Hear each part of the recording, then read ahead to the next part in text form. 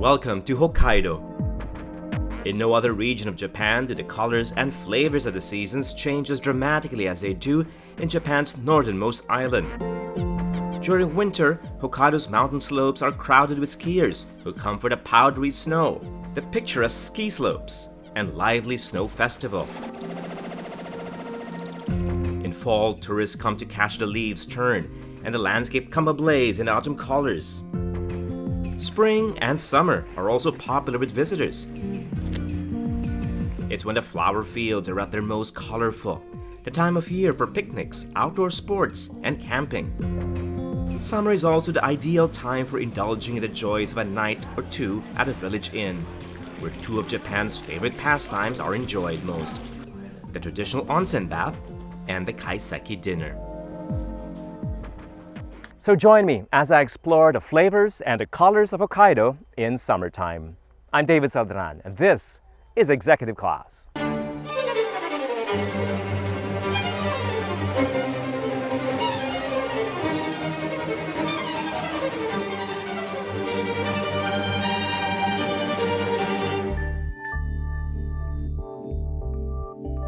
Hokkaido is known as the last frontier of Japan.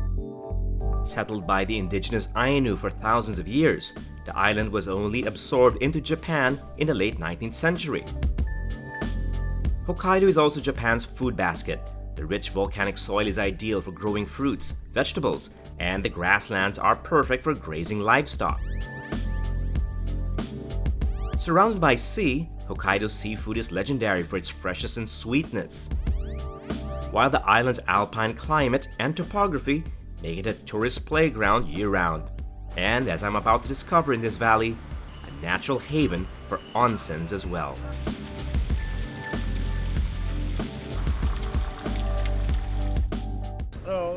Hello. Ohayou gozaimasu. おはようございます。どうぞご案内いたします。 All right, thank you. So here we are in our first stop. It's Jozankei. It's an onsen town that's close to a volcano. It's also the oldest of its kind in Hokkaido.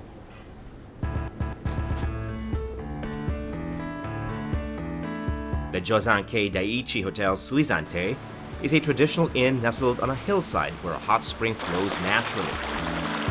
Established in 1957, it's pretty old for Hokkaido standards.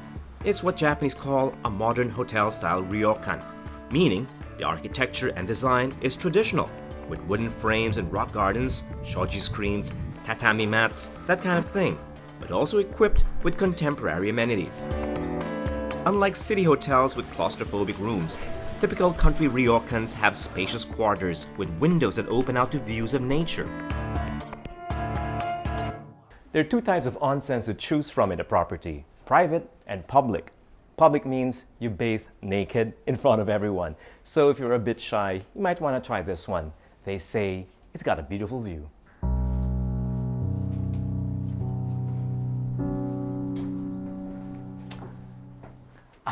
They were right. Just look at that view. And it's all yours. The onsen of Jozankei is a sodium chloride spring.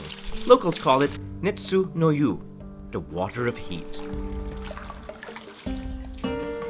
Sodium seals the skin and warms the internal organs to revive activity, while the heat makes you sweat and passes waste from the body.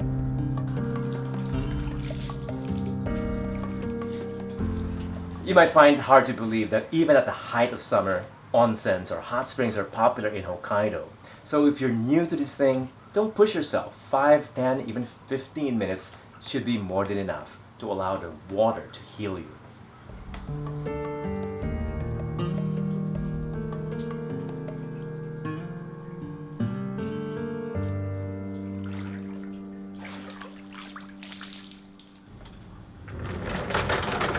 Whew.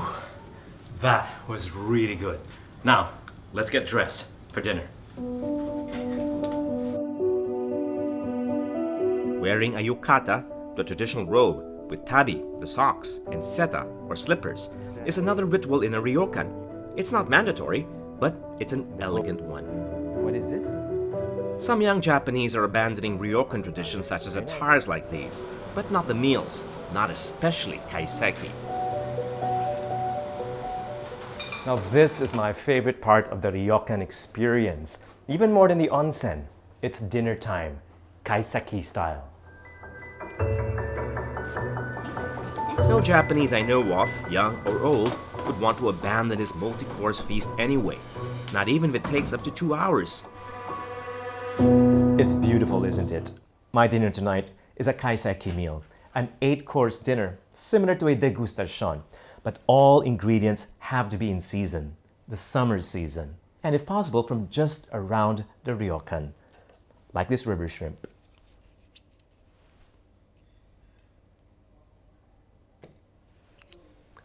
Itadakimasu. Let's eat. Farm to fork isn't a fad here. It's key to Kaiseki. Chicken, the fish, the vegetables, even the sake, all are sourced locally. This is an example of just how rich the waters of Hokkaido are. All of these belong to the seas just around the island, especially king crab, which is a specialty of Hokkaido.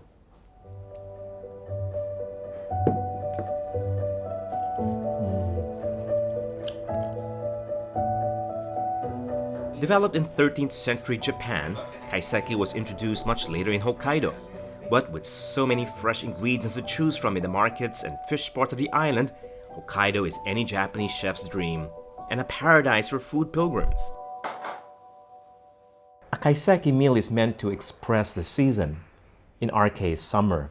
And what you see here are some of the things you see around the ryokan, like this river shrimp from the river below, leaves from the trees.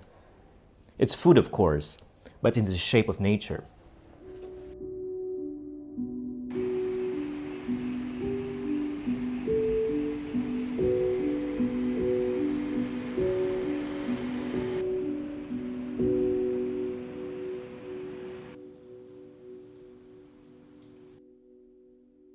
After dinner is the time to hit the bar for a nightcap. And since we're in Hokkaido, I'm here to taste a homegrown whiskey brand that I'm told is increasingly hard to find. In fact, it's almost impossible.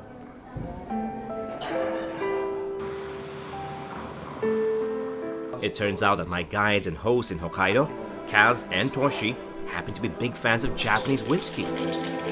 Hokkaido's natural springs, they say, produce a key ingredient for whiskey: pure water. No wonder the island is a top source of distilled spirits and the home of the world-famous Nikka whiskey distillery. Nikka whiskey has been flying off the shelves in Japan ever since a TV series here featuring the founder of the distillery became a big hit. A spike in global demand for Japanese whiskey has made it even harder for locals to acquire it. You know, I've tasted this before, but I think when you taste it in Hokkaido, it tastes much better. I think it's like the weather. Mm-hmm. You know, like you drink Sapporo beer in Hokkaido. Oh yeah. It's okay because we have, you know, beer made for this kind of weather.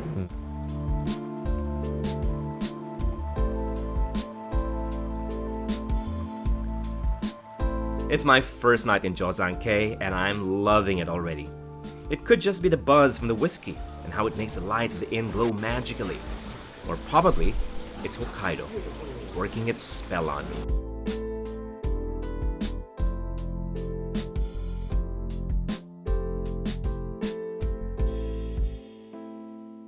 Ohayou gozaimasu.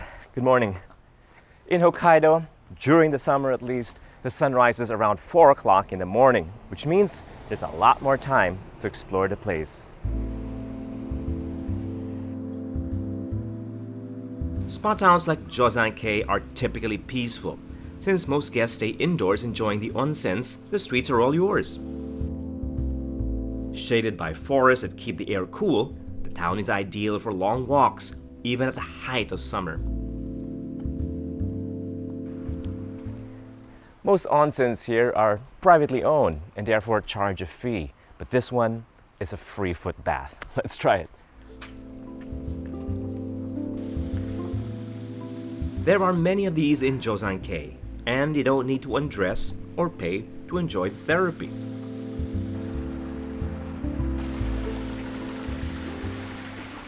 So this is what it looks like. Mitsumi Jozan, the ascetic monk who took his followers to this part of Hokkaido and founded this onsen, this hot spring town that's named after him. Jozankei is just a few kilometers from modern Sapporo City, but you could hardly tell because it's mostly nature out here.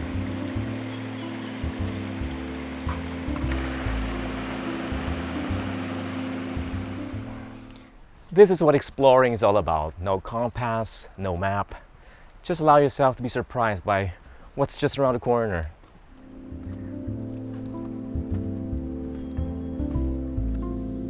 So save a spot on the iconic red-colored Futame Tsurebashi Bridge to take in the spectacular alpine landscape of the valley and the gentle murmur of the Tsurebashi River beneath.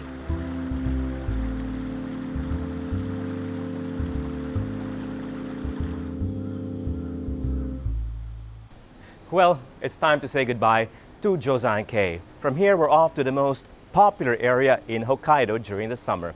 It's a place called Furano. Let's go.